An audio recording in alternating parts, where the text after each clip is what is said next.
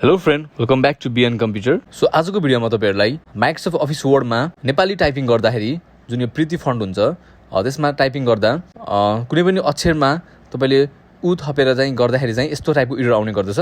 For example बुटो लेख्ने बेलामा तपाईको बु टाइप गर्दा यस्तो एरर आउने गर्छ। जस्तै तपाईको लुम्बिनी टाइप गर्दाखेरि लु लेख्दाखेरि चाहिँ यस्तो टाइपको एरर आउने गर्छ। सो आजको भिडियोमा तपाईहरुलाई यस्तो प्रब्लमलाई कसरी सल्भ गर्ने भनेर बताउन लागेको छु। So here we go.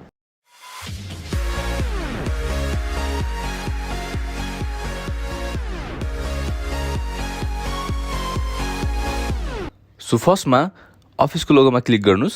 त्यसपछि तलपट्टि वर्ड अप्सन्स भन्ने देख्न सक्नुहुन्छ, त्यहाँ गएर क्लिक गर्नुस्।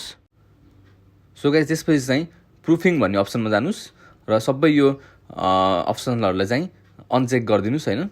त्यसपछि फेरि अटो करेक्ट अप्सनमा जानुस् र त्यहाँ पनि सबै ट्याबहरुमा क्लिक गर्दै सबैमा चाहिँ अनचेक गरिदिनुस्। यो बक्सहरुलाई सबै ट्याबहरुमा चाहिँ क्लिक गर्दै सबै यो अप्सन्सहरुलाई चाहिँ uncheck गरिदिनुस्।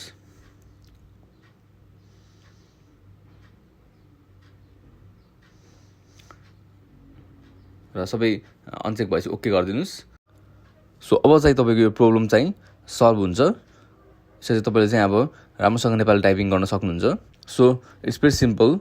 So I hope this gonna be helpful for you and thanks for watching this video. Bye by.